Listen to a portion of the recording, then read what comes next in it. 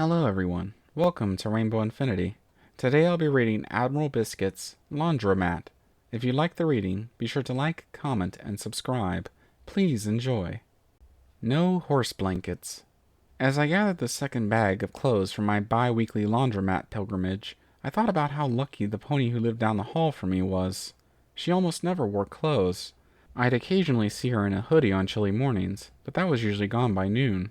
At that rate of clothes wearing, she might not have to do laundry but once a month, if even that often.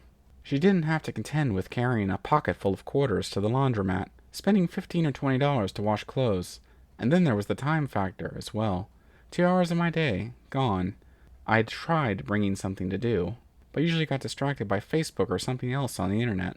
Maybe if I had my laptop, I could write an essay or something, but there wasn't anywhere to put it. The laundromat had uncomfortable chairs, but no desks. Just the folding tables, which were too low. Sometimes I'd go and get something to eat while my clothes were in the dryer. That way I could at least get something done. One last check. 2 IKEA bags full of dirty clothes, the laundry soap in one of them, all the leftover quarters from the last trip, and cash for the bill changer. Someday I was going to have exactly the right amount and come back to the apartment with no quarters jingling in my pockets. I could call an Uber, but it was a nice enough day to wait at the bus stop and save a few bucks. I was midway through a Bored Panda article about things in the United States that confused Europeans when my pony neighbor showed up, a stack of laundry balanced across her back, several hoodies, towels, and a blanket. It hadn't occurred to me that she would have had towels, although in hindsight they were obvious. How else would she dry off? Shake herself like a dog? Blanket should have been obvious as well. She hesitated at the door, her ears flicking back and forth. She stepped back, looked up at the sign over the door, then pushed forward, the sound of her footsteps changing as she went from the concrete sidewalk to the rubber mat just inside the door, and then the industrial tile floor. The floor had grit embedded in it to prevent slippage, a smart thing for a laundromat to have. She apparently didn't know which machines were which, and I thought about offering to help. I probably should have, but she located the front-loading washing machines before I could get out of my seat.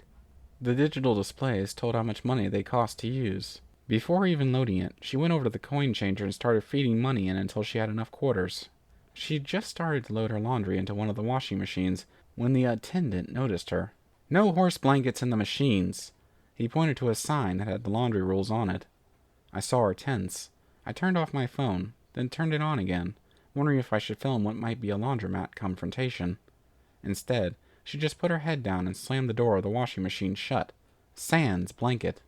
She was walking over to the soap dispenser to buy a box of soap flakes, and she wasn't tall enough to reach it. Not with the chairs in the way. She put a forehoof on one of them, looked over at the counter, and then back at me, and I decided I ought to be a decent human. "Could you," she began, but I shook my head. "Use mine." I grabbed the bottle out of my IKEA bag. "Unless you don't like this brand."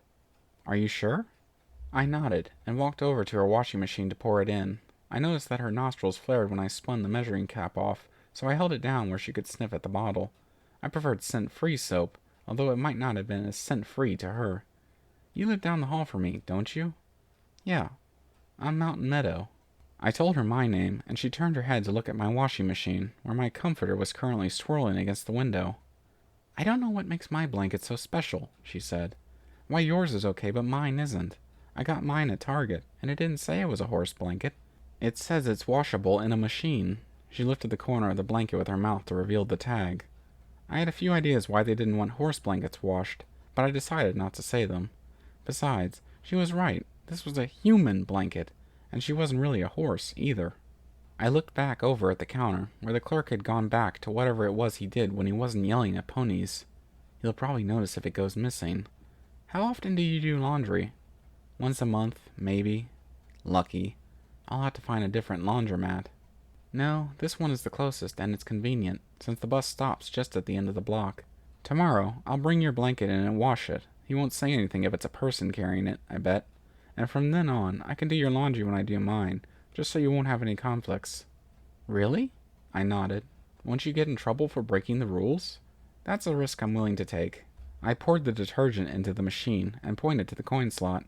"You want to put the quarters in, or do you want me to do it?" We spent the rest of the laundry time chatting and becoming friends, and the very next day I began my side gig of washing forbidden laundry for ponies. Thank you for listening in. I hope you enjoyed the reading. Until next time, stay tuned.